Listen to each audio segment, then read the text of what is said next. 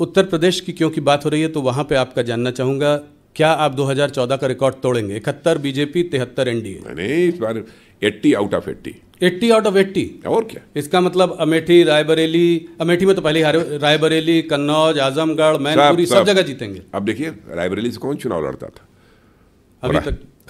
हाँ, अभी तक सोनिया गांधी लड़ती थी। हाँ, तो सोनिया जी तो राज्यसभा में आ गई जी। क्यों आई? तो आप कह रहे हैं कि रायबरेली में अकलेमंदी सारा काफी होता है, मैं समझता हूँ। रॉबर्ट वाड्रा कह रहे हैं वो अमेठी से चुनाव लड़ेंगे, उन्होंने अपनी इच्छा व्यक्त की है। जाए अमेठी लड़े, कोई भी लड़ेगा, भारतीय जनता पार्टी से शिकस्त उसको खानी पड़ेगी। तो रॉबर्ट वाड्रा क्योंकि वहाँ पर हमारी कैंडिडेट स्मृति ईरानी ने बहुत ही अच्छा काम किया है और उनका परफॉर्मेंस अपने संसदीय क्षेत्र में भी अच्छा रहा है और हाउस में भी अच्छा रहा है और एक मंत्री के रूप में भी बहुत ही अच्छा परफॉर्मेंस रहा है। पर आप लोग परिवारवाद की बात करते आए हैं, अब रॉबर्ट वाड्रा का भी आ जाना पॉलिटिक्स में, या कम से कम अपनी इच्छा उन्होंने व्यक्त की, इसको आप कैसे देखते हैं? क्या कहना चाहेंगे आप?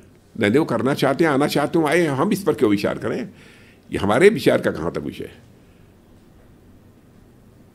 हमको अनावश्यक जो है उनके गिरेबान में झांक कर देखने की कोई जरूरत नहीं है। ये तो उनका फैसला है, कांग्रेस का, हम लोगों को फैसला नहीं करना है। इस बार आप लोगों ने एक और मुद्दा उठाया है इलेक्शन के जस्ट पहले, वो है कच्छातीवू का मुद्दा, कि ये जो है एक टापू था, एक जो कांग्रेस की सरकारों ने जो है श्रीलंका को दे दिया। श्रीलंका ने अभी बयान जारी किया है कि ये तो 50 साल पुरानी बात है, आज इसको क्यों उठाया जा रहा है? ये तो तब 50 साल पहले सेटल हो चुकी है। लेकिन स्वीकार तो किया ना कि 50 साल पुरानी बात है, लेकिन ये हुई थी, इसमें सच्चाई है जी।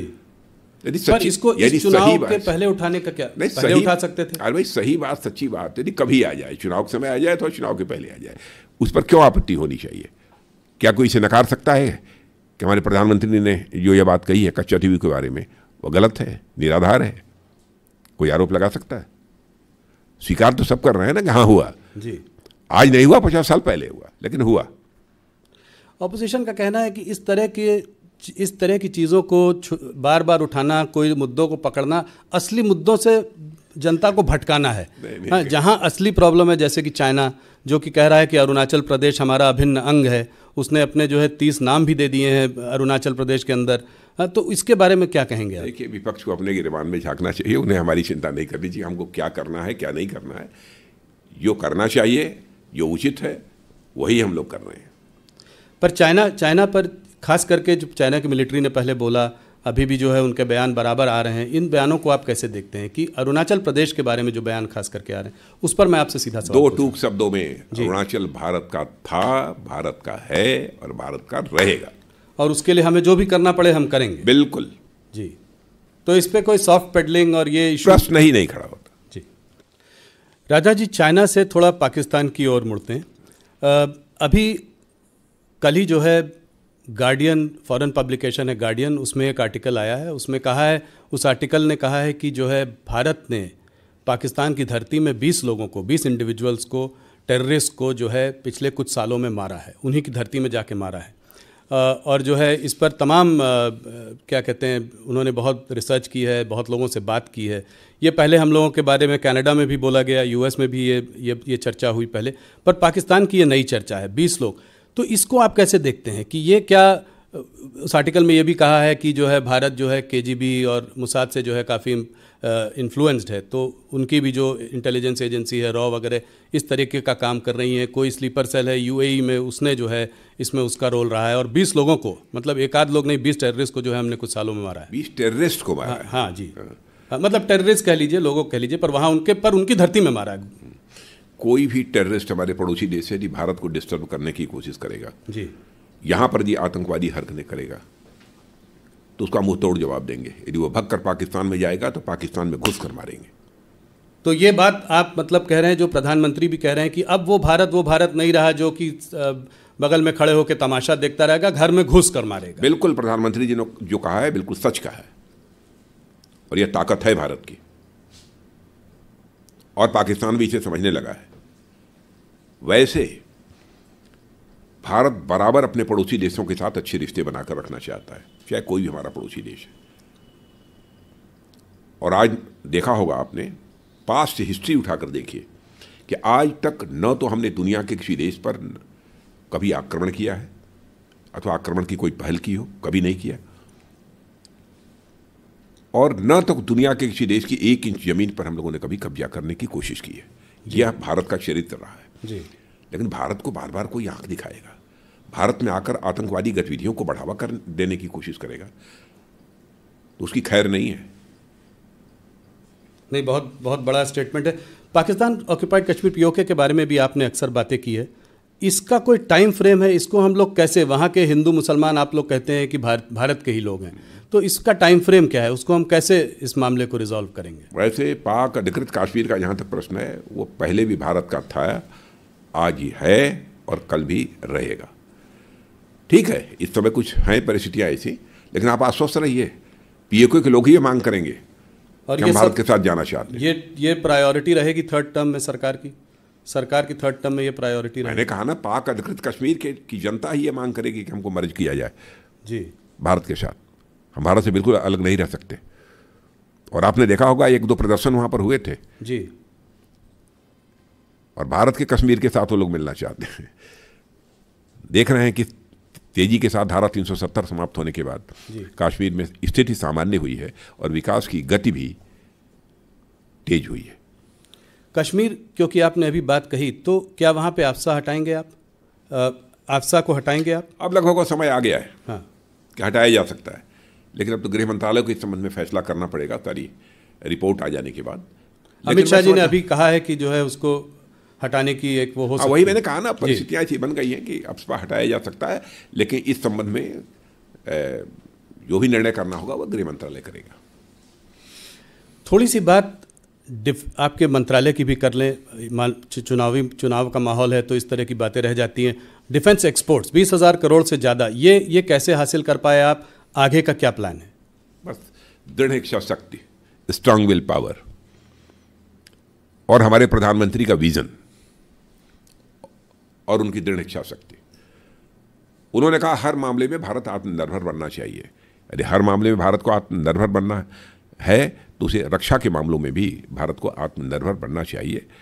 एक उनका यह संकल्प था और उसी संकल्प के आधार पर हम लोगों ने अपने कदम आगे बढ़ाए और आज 20,000 करोड़ से अधिक का, लगभग 21,000 करोड़ रुपए का हमारा एक्सपोर्ट का टारगेट ये पहुंच गया। और आप देखिएगा आगामी कुछ ही महीनों के अंतर्गत ये और अधिक आगे बढ़ने वाला है। 2014 में जब हम लोग आए थे उस समय रक्षा उपकरणों का जो एक्सपोर्ट होता था वो बामुश्किल 900 करोड़ या कुछ ऐसे ही था, आसपास था 900 करोड़। अब आप समझिए इतने ही समय में हम लोग 900 करोड़ से बढ़कर एक्सपोर्ट को 21,000 करोड़ रुपए तक ले गए। और हम लोग की बराबर कोशिश यही रहती है कि अब रक्षा उपकरण भी, चाहे टैंक हो, तोप हो, गोले हो, मिसाइल हो, एमिनिशंस हो, अब भारत में बनने चाहिए और भारतीयों के हाथों से बनने चाहिए। यहाँ तक कि इंजन भी, फाइटर प्लेन के इंजन भी, उसके लिए भी समझौता हम लोगों ने कर लिया है। इस चीज़ में हम लोग कुछ पीछे रह गए, कुछ काम धीमी गति से चल रहा है डीआरडीओ में। यही जैसे चाइना की जो नेवी है, सबमरीन हो, वॉरशिप हो, बहुत बड़ी उनकी जो है वो है। हमारे पास सिर्फ 16 ऑपरेशनल सबमरीन्स हैं। कुछ डीआरडीओ इस चीज़ में आने वाले समय में गति बढ़ेगी इसकी। तो अपना काम कर ही रहा है, 5th जनरेशन फाइटर एयरक्राफ्ट वगैरह पे। बिल्कुल यह सब सारा काम चल रहा है, तेजी के साथ काम चल रहा है। तो इसमें आपको लगता है आने वाले अगले कार्यकाल पे इस पे काम और तेजी से होगा? तेजी से हो ही रहा है।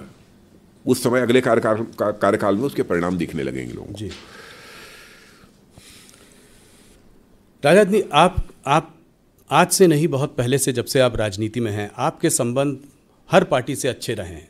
आपने एक हरदम एक द्वार खोल के रखा है जिससे कि बातचीत होती रहे, लोगों से मिलना जुलना चलता रहे, चाहे राजनीतिक परिस्थितियां कैसी भी हों। क्या आपको आज लगता है कि वो उस तरह की परिस्थितियां आज नहीं रही, कि आज बहुत एक ऐसा माहौल बन गया है जिसमें लोग कुछ भी बोल जाते हैं? लोग जैसे मोदी को गोली मारो, कोई बोलता है मोदी का लाठी मारो, सर फोड़ो, इस तरह की बातें। कंगना रनौत जी के खिलाफ कुछ बोल दिया, हेमा मालिनी जी के खिलाफ कुछ बोल दिया। तो ये क्या आप देखते हैं कि ये स्तर गिरता जा रहा है? इसको आप कैसे देखते हैं? नहीं, इस प्रकार के आरोप लगाने से लोगों को बचना चाहिए, इस प्रकार के शब्दों के प्रयोग से भी बचना चाहिए। स्वस्थ लोकतांत्रिक व्यवस्था में इसकी अपेक्षा नहीं की जाती है। और प्रधानमंत्री के बारे में तो बहुत ही नाप तोल कर बोलना चाहिए, क्योंकि मैं मानता हूं कि प्रधानमंत्री केवल व्यक्ति ही नहीं है, प्रधानमंत्री एक संस्था होता है और आपने देखा होगा किसी भी प्रधानमंत्री के बारे में यदि कुछ बात हमने कही होगी तो बड़े नपे तुले शब्दों में कही होगी जी जी। लेकिन जिस तरीके से, जिस प्रकार के शब्दों का ये लोग प्रयोग कर रहे हैं, ये स्वस्थ लोकतांत्रिक व्यवस्था में इसकी कहीं कोई गुंजाइश नहीं है। राजनाथ जी, इस चुनाव में 3 और राज्य हैं जिनका एक अहम रोल होगा आपके इस नंबर को अचीव करने में, 370 जो आप कह रहे हैं, और वो हैं बिहार, महाराष्ट्र और बंगाल। तो एक एक करके बिहार पर आपकी समझ और आपकी पकड़ बहुत अच्छी है। पूरा आप सब में पूरा बोल दे रहे हैं, ऐसे कैसे मैं मान लूं?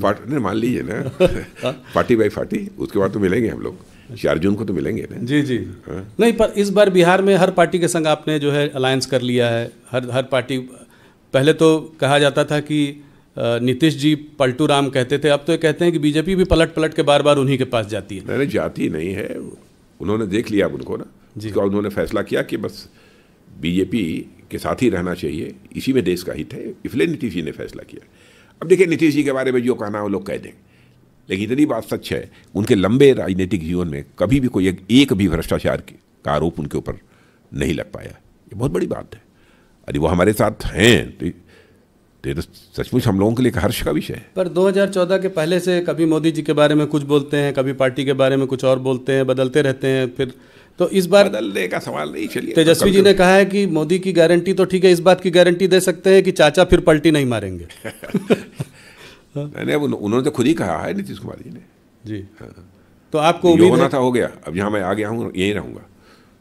और आने वाले समय में विधानसभा का चुनाव भी मिलकर लड़ेंगे? बिल्कुल लड़ेंगे। अगर इससे हटकर थोड़ा महाराष्ट्र में आए, महाराष्ट्र में लोग कह रहे हैं कि एक अजीब खिचड़ी सी बन गई है। तीन पार्टियों का, 2 पार्टियों का विभाजन हुआ है, उसमें एक फैक्शन आपके साथ है। तो इसमें 48 सीटों, पिछली बार आपके पास 41 सीटें थी। भारतीय जनता पार्टी अगर अपने अलग लड़ती तो भी अच्छा प्रदर्शन करती। तो हर बार आपको इतनी जोड़ तोड़ करने की ज़रूरत क्यों पड़ती है? कहीं कोई घबराहट की जो है यहाँ पे चुनाव में, लोकसभा के चुनाव में हमारी अच्छी परफॉर्मेंस नहीं होगी? यह प्रश्न तो उन लोगों से पूछा जाना चाहिए जिनकी पार्टियाँ टूटी हैं, चाहे वो शिवसेना हो, चाहे वो एनसीपी हो। वो लोग टूटते क्यों हैं? अब वो टूटेंगे और उनके लोग हमारे साथ, पार्टी एक्टिवली तोड़ने में काम नहीं सर, ये सब अपराध नहीं करते हम लोग। वो लोग टूटते क्यों हैं? अब टूट कर कोई हमारे साथ जुड़ना चाहता था, हम कह देंगे हम आपको स्वीकार नहीं करेंगे। अच्छा, ये देखिए, जब जो लोग वहां से आए हैं उनके ऊपर कहते, इनके ऊपर भी आरोप लगे थे पहले, तो आरोप लगे थे पहले, आज लोग कहते हैं। लेकिन जब उनकी पॉलिटिकल पार्टी में थे तो यही लोग ये कहते थे कि यह सरकार ने जानबूझकर इन्हें फंसा रखा है जी, ये पूरी तरह से निर्दोष हैं। तो उस समय का स्टेटमेंट ये है। अब भाजपा में आ गए तो स्टेटमेंट बदल गया कि वे दोषी हैं। अब उनके यहां जब थे तो दोषी नहीं थे, निर्दोष थे। ईडी सीबीआई ने जो भी कार्रवाई की वो गलत की। पर आप लोग का इंटरनल ये जो तीन लोगों का वो बन गया है, वो उसको आप कैसे मैनेज कर रहे हैं? अभी देखिए, वो एकनाथ खड़से जी को आप लोग वापस ले आए, जो कि बहुत दिनों तक बाहर बैठे हुए थे। अब वापस, हाँ अच्छा, चलिए, वो आ गए, आप ले आए वापस। उनको लाना पड़ा वापस, कह रहे हैं क्योंकि नॉर्थ महाराष्ट्र में थोड़ी सी सिचुएशन बीजेपी की थोड़ी खराब लग रही थी। पहली बार जब वो छोड़ कर गए तो फडणवीस जी से लड़ के गए थे। तो ये इतना सारा विरोधाभास कैसे संभालेंगे आप? मतलब देखिए, बहुत सारे ऐसे जागरूक नेता हैं जो मानते हैं कि 2047 तक हमारा भारत या विकसित भारत बनना चाहिए। जी, स्वाभाविक है, उनके मन के अंदर भी ललक होगी कि इसमें मैं भी कंट्रीब्यूट कर सकूं, इसमें मैं भी कुछ योगदान कर सकूं, इसलिए पार्टी के साथ जुड़ते हैं। आखिरी में बंगाल की बात करते हैं। बंगाल में आपको क्या लग रहा है? पिछली बार एक अच्छा प्रदर्शन था, 18 सीटें आई थी 40 में। 18 थी। उसके बाद आप विधानसभा का चुनाव हारे, जीत का माहौल बना हुआ था, मगर सिर्फ 77 सीटें ले आए। और इस बार क्या देख रहे हैं आप? आपको क्या लग रहा है? इतनी बात तो पक्की है कि पहले से अधिक सीटों पर विजय प्राप्त होगी। कितनी अधिक? अब कोशिश हमारी यह है कि 18 का 36 कर लें। दुगनी? हाँ, कोशिश तो यही है और विश्वास भी है जी, प्रयत्न भी है और विश्वास भी है। तो पहले आप, मुझे लगता है, नेता है जिन्होंने 36 का आंकड़ा दे दिया, बहुत बड़ा आंकड़ा दिया। हाँ, ये डबल करना ही चाहते हैं। अमित शाह जी भी 25 से कह रहे थे ऊपर आएगी। नहीं, उन्होंने कहा होगा, लेकिन मुझे लगता है कि टारगेट हम लोगों का तो 36 का है। वहाँ पे आपको क्यों लगता है कि इतनी बड़ी जीत का मतलब इतनी जीत का मतलब लोगों में आक्रोश, किस बात का आक्रोश है? वेस्ट बंगाल में सरकार नाम की कोई चीज शेष नहीं बची है। आप किसको ये बताइए कि अस्थाई सरकार, पहले कम्युनिस्ट पार्टी की भी सरकार वहां थी जी, वर्षों तक स्टेबल गवर्नमेंट, स्थायी सरकार वहां पर थी जी, फिर भी जिस तेजी के साथ पश्चिम बंगाल का विकास होना चाहिए था, वहाँ की बेरोजगारी का संकट, अन्य बहुत सारी समस्याएं, वहाँ के विकास का संकट, इस पर जो विजय प्राप्त करनी चाहिए थी वो सरकारें अस्थायी होने के बावजूद भी नहीं कर पाई। लोग इस सच्चाई को अब समझने लगे हैं कि सचमुच विकास यदि कोई राजनीतिक पार्टी कर सकती है तो भारतीय जनता पार्टी, कोई अलायंस यदि कर सकता है तो एनडीए कर सकता है। लोगों का यह विश्वास है और आज के प्रधानमंत्री मोदी जी ही कर सकते हैं, यह लोगों का विश्वास है। क्या संदेश खाली भी बड़ा फैक्टर है इसमें? संदेश खाली है बड़ा फैक्टर, लोग आहत हैं। और मैं समझता हूं संदेश खाली जैसी जिस प्रकार की दुर्भाग्यपूर्ण घटना घटित हो रही थी और बिल्कुल चुप्पी साधे हुए वहां की राज्य सरकार बैठी थी, और आपने देखा होगा कोर्ट ने भी लताड़ा है जी राज्य सरकार को। जी राजा जी, आपने हमारे बहुत सारे सवालों का जवाब दिया। एक आध मैं पर्सनल सवाल आपसे पूछना चाहता हूं। मैं अक्सर आपसे मिलता हूं, आपसे बात भी होती है। आपको क्या लगता है कि डेस्टिनी का कितना बड़ा रोल होता है किसी की भी ज़िंदगी में, किसी की भी लाइफ में? क्या आप उस पर विश्वास करते हैं? आप तो फिज़िक्स के स्टूडेंट रहे हैं। मैं तो विश्वास करता हूँ। मैं फिजिक्स का स्टूडेंट भले ही रहा हूँ, लेकिन मैं विश्वास करता हूँ डेस्टिनी का भी एक महत्व होता है, लेकिन व्यक्ति को प्रयत्न करते रहना चाहिए। और कभी असफलता यदि मिल जाती है तो उसको लेकर बेचैन नहीं होना चाहिए, व्याकुल नहीं होना चाहिए, प्रयत्न बराबर करते रहना चाहिए। आपका राजनीतिक सफ़र बहुत लंबा, जिसमें आपने बहुत सारे आपके अचीवमेंट्स भी हैं। आने वाले 5 सालों में राजनाथ सिंह क्या करना चाहेंगे? ये मुझे नहीं मालूम है, पर आप कुछ अपने आप तो करना, आपकी अपनी पर्सनल इच्छा क्या है कि आप किस रोल में देखना चाहेंगे? मैंने हमारी कोई पर्सनल इच्छा नहीं है, बहुत किया है।